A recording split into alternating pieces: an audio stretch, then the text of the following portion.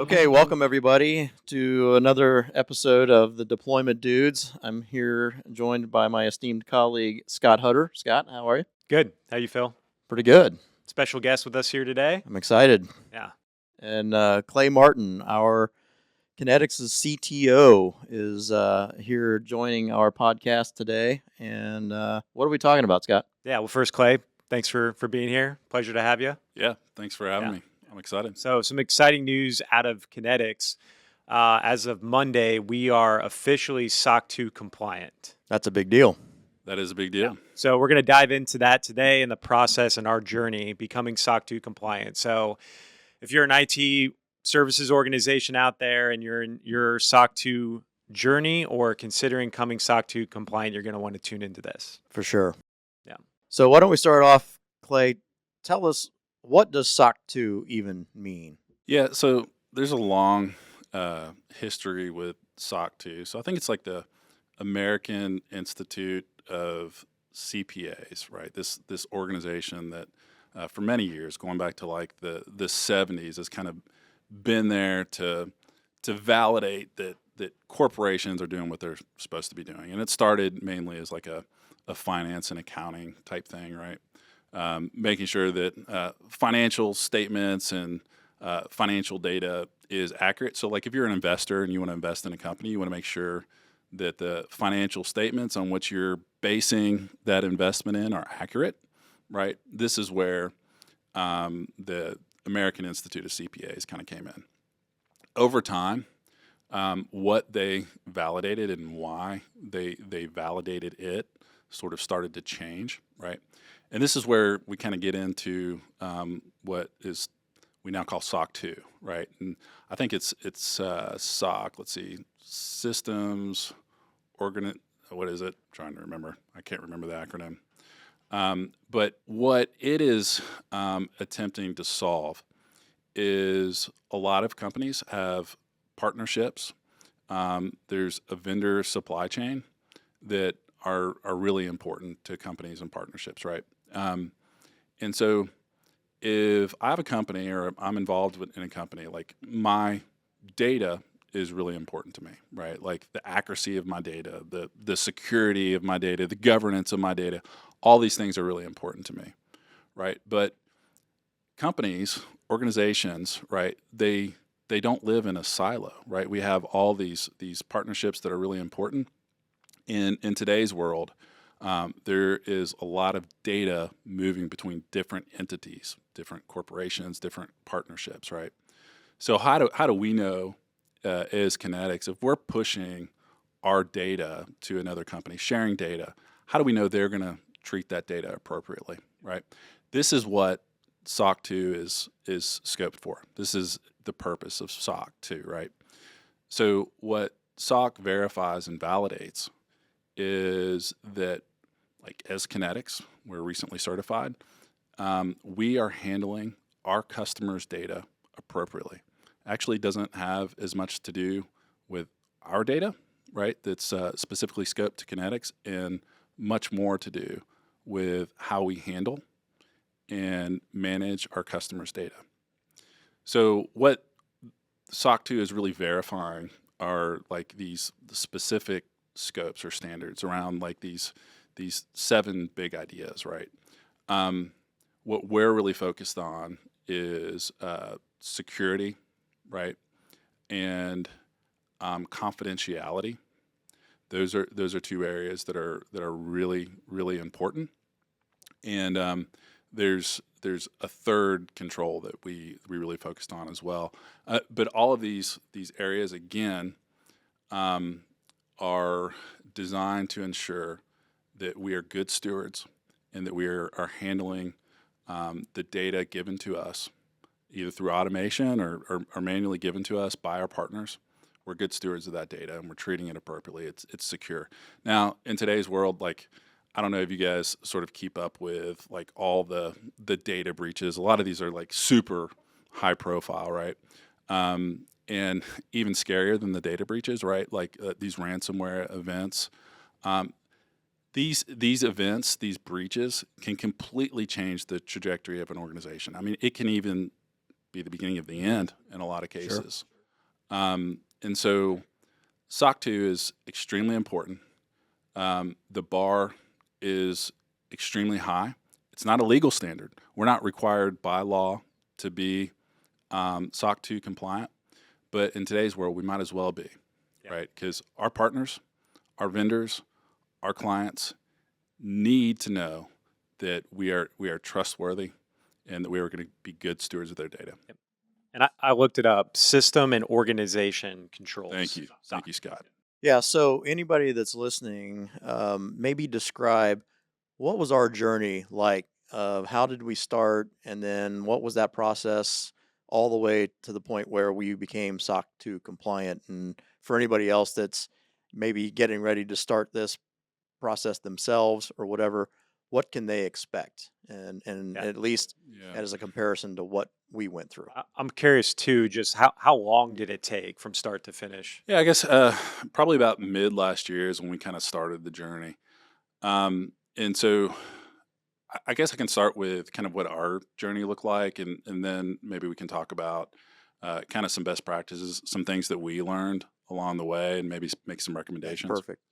Yeah. Okay. So I have never been through the SOC process before, and I've always sort of had an understanding that the SOC 2 certification process is it's an earth-shatteringly disruptive journey. I knew enough about it to know that, and so going into the process, I knew that we needed to do everything that we can to make it as smooth as possible, and so. We decided early on we were going to make some investments in making the journey as smooth as possible. So one of the things that we did is there are these automated platforms, these services, right? That what they do is they kind of look at your entire technology kind of estate, right? And they have all these integrations. And what they can do, it takes some time to configure. But what they can do is kind of tell you in real time where you stand from a compliance standpoint. And most of these platforms, like the platform that we decided to use is a platform called Vanta. Yep. And, most of them are, they're not SOC specific or ISO specific or any of these other certifying agency, specific. So they're kind of agnostic in that way. But they can tell you because they know what the standards are for all of these different certifications, where you stand in real time. So if you're willing to make the investment in the platform, and they're not cheap, I'll be upfront about that. It's very expensive. But if you're willing to make the investment in the platform and then take the time to do the configuration, then all of a sudden, like, where you stand today. And that's really step one, right? If you're going to go on the SOC 2 journey, step one is to really understand, okay, where do we stand today with respect to all of the controls and sort of focus areas? And so that's exactly what we did. We paid for a service that can kind of help expedite that process to get everything configured. And we made sure that we allocated personnel internally, and I think that's another mistake that companies can make. They can sort of just assume that they already have the personnel that they need, and even though people have full-time jobs doing other things, that they can efficiently kind of make it through this journey. And I think that's a bad assumption. And so we hired very intentionally an employee. Like, we recruited an employee that was a SOC analyst for another company, kind of in a previous life. And so that was a really important first hire. And that gave me comfort in knowing that we had at least one person that was fully dedicated to this effort and nothing else. And had been through that journey before. And had been through that journey before. In fact, had worked for a company that it kind of helped partners, go through the SOC process. So that was really, really helpful for us. So we chose this platform. Can you say it again? Vanta. Vanta, yeah. V-A-N-T. V-A-N-T-A. We looked at a number of different platforms. There's a lot of good ones out there. Secure Frame. There's several. Vanta kind of, we went through a process, evaluated some vendors, and we felt like Vanta was the best fit for us. We made that selection. We hired this employee to kind of direct the effort, and then that employee got fully immersed in Vanta. Vanta's got a great kind of customer service team, and so um, uh, the other thing that these platforms are super helpful with, once you're targeting, like SOC 2, for example, or one of the ISO certifications, they have a ton of boilerplate like process documentation, and this is a big part of what you have to prove to auditors. We'll talk about the SOC 2 audit in a minute and kind of what that looks like.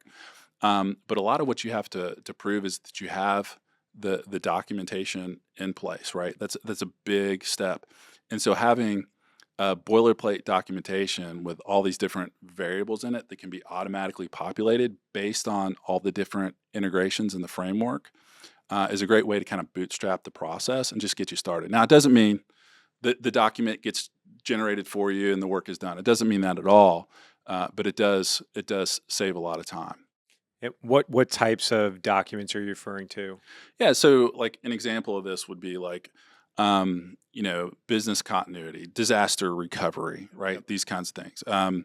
User access control, Mhm. right?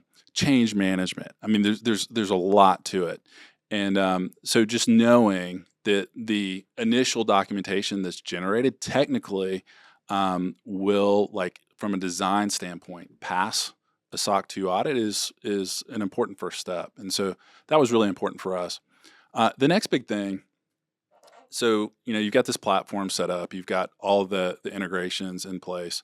Um, there is a lot of SMEs across the business, and the organizational structure and the complexity of the organizational structure, right, is kind of like uh, an explosion of like an exponential explosion of like how long the process can take. So depending on how complex your organization is, how many different divisions there are within the organization is going to have a big impact on the process.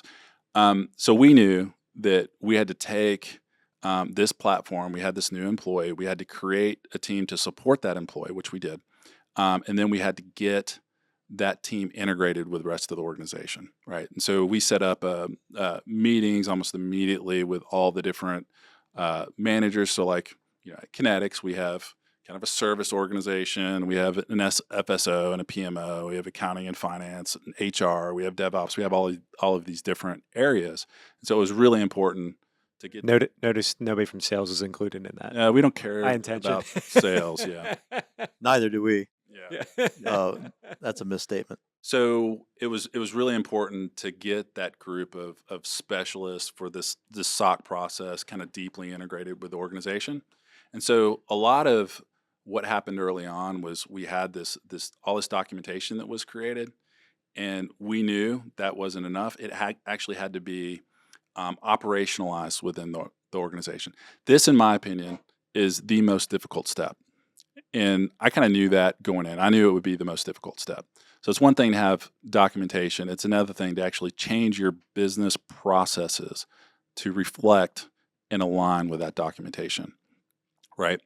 And so So that could be super invasive for some businesses, perhaps. not only could it be, it probably will be. Now, if you've already been certified in sort of an analog certification like ISO or something, it won't be as invasive because there's a lot of carryover. So, but for us, we knew that it would be. And the reason why this is so important is because there's SOC 2 Type 1, right, and SOC 2 Type 2. The more demanding partners are going to demand that you're SOC 2 Type 2. And the reason is because SOC 2 Type 1 says we've done a snapshot, like we've looked at your organization at a specific point in time, and it appears that you have the design of the processes that are required to be compliant with SOC 2. That's what SOC 2 Type 1 means. And so it doesn't take as much money, right? It doesn't take as much time to get SOC 2 Type 1 certified. And a lot of companies will elect to go in that direction.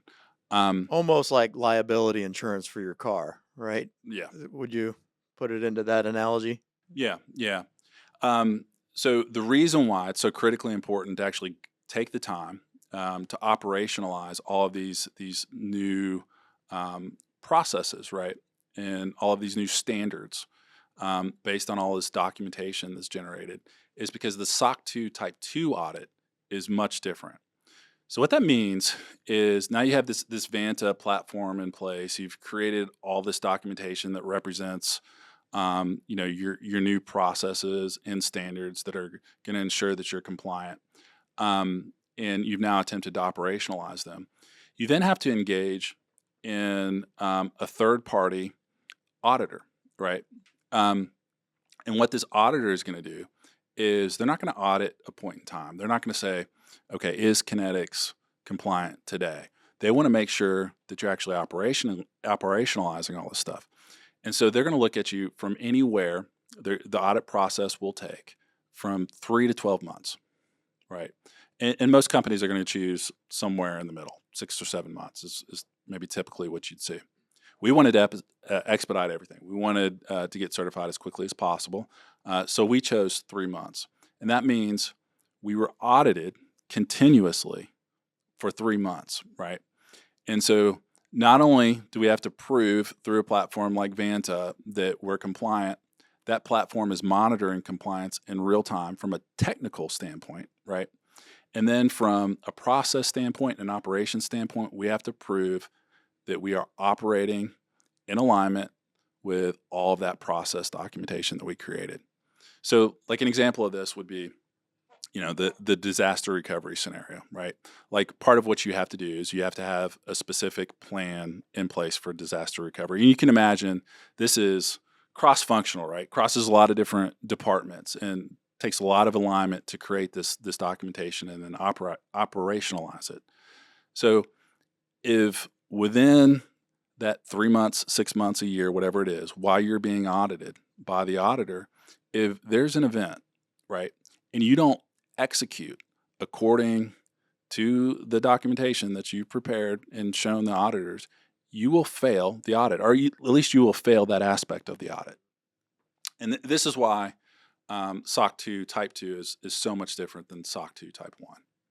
And so, Because there is no audit. It's just the 10,000-foot view of it. Looks like you have all these requirements in place, but the SOC 2 V2 is actually the audit and the proofs in the pudding. There's no fake it till you make it. This is ongoing and these are implemented. it's very difficult to fake it till you make it for 3 months to a year. Yeah. Yep. I've tried. And so where we are is we finished the auditing period, then we had to wait for the auditor to produce the report. We got the draft report. We got the little badge that says you're SOC 2 certified, and we're going to get the final report today. Of course, we know what's in it because we've seen the draft and approved it. Yeah. So I guess I would say, if I were to give recommendations to somebody else that's going through the process, now obviously I'm not a SOC expert at all. I'm not the right person to ask, but based on my experience at Kinettix, I would say it's really important to make sure you scope things appropriately. One of the things we learned up front is that because SOC 2 is designed very specifically to make sure you're treating your customer and your partner data appropriately, right? That means a lot of things don't have to be in scope. In the more narrowly you scope the process, the quicker you're going to be able to get through it, and less variables there are going to be. So this is why we also you have to. There are certain common standards, right? If you're going to be SOC 2 Type 2 compliant, like everyone has to meet, but there's this trust criteria, right? Like you can sort of, it's like a cafeteria meal plan. You can sort of pick and choose what you want, and all of them are optional save one, and that's kind of the common standard. And so we chose a total of 3. What's required plus 2 additional. And again, that was a way to kind of narrow the scope. And maybe if we had to do all over again, maybe we would just do, what was specifically required. And so that's another area I think that can kind of expedite the process. So I have a question. Profile of company that goes through this SOC 2 compliance or whatever, the fact that we're global, did that add any element of complexity or not really? So, man, that's a really good question. When it comes to compliance and when it comes to specifically trying to prove to your partners that you're treating their data appropriately, arguably, SOC 2, like even worldwide, but definitely in the United States, right? Arguably, this is the gold standard, right? Um, when it comes to technical compliance for a services organization or an organization that does anything with data, when you start talking about global stuff, man, GDRP and all these different potential compliance elements, geopolitics and all these different things, that can get extraordinarily complicated. But for us, that wasn't in scope, right? We're just trying to prove that if you give us your data, we're going to secure it, protect it. We're going to make sure that there's privacy. Only people that actually need to see that data can see it, and we can prove that there's no other way to access it, right? These types of things. So again, it kind of limited the scope for us. Well, Clay, very interesting conversation. Thank you for being a guest with us today. Your knowledge on SOC 2 compliance is incredible, as it Yeah. should be. Said you're not a SOC expert, but you certainly fooled me. Yeah, right. Well, I'm definitely not, but thank you. Yeah. All right, everybody. I hope you've enjoyed this session, and until next time.